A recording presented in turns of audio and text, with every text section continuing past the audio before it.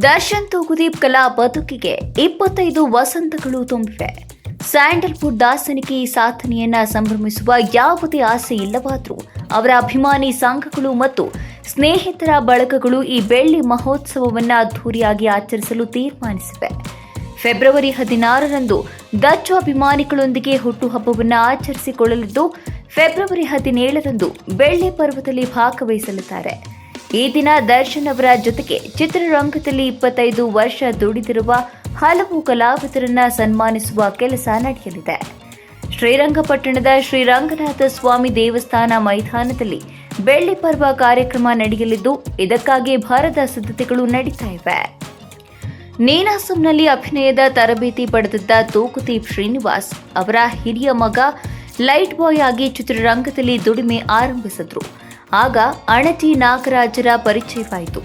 ಅಣಜಿಯವರ ಖ್ಯಾತ ಸಿನಿಮಾಟೋಗ್ರಫರ್ ಬಿಸಿ ಗೌರಿಶಂಕರ್ ಸಹಾಯಕರಾಗಿದ್ದರು. ದರ್ಶನ್ ಕೂಡ ಗೌರಿಶಂಕರ್ ಅವರ ಸಹಾಯಕರಾಗಿ ಅಸಿಸ್ಟೆಂಟ್ ಕ್ಯಾಮ್ರಾಮ್ಯಾನ್ ಆಗಿ ಕೆಲಸವನ್ನ ಶುರು ಮಾಡಿದ್ರು.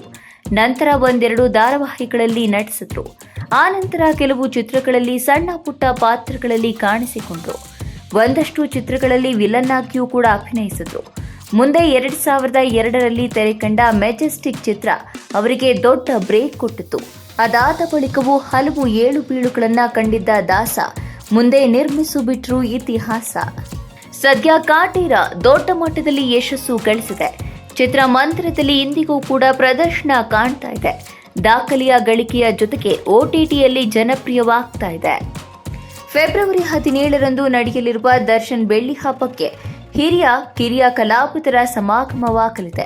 ಸುಮಲತಾ ಅಂಬರೀಶ್, ವಿನೋದ್ ರಾಜ್, ಶ್ರುತಿ, ಕುಮಾರ್ ಗೋವಿಂದ್, ಬೀರಾದರ್, ರಾಕ್ಲೈನ್ ವೆಂಕಟೇಶ್, ವಿನೋದ್ ಪ್ರಭಾಕರ್, ಡಾಲಿ ಧನಂಜಯ್, ನೀನಾಸಂ ಸತೀಶ್, ಅಭಿಷೇಕ್ ಅಂಬರೀಶ್, ಚಿಕ್ಕಣ್ಣ, ಜೈದ್ ಖಾನ್, ಧನ್ವೀರ್, ಯಶಸ್ ಸೂರ್ಯ, ಶಿವರಾಜ್ ಕೆಆರ್ಪೇಟೆ, ಕಾಟೇರ ಚಿತ್ರದ ಸೂರಜ್ ಸೇರಿದಂತೆ ಹಲವು ಕಲಾವಿದರು ಭಾಗವಹಿಸಲಿದ್ದಾರೆ.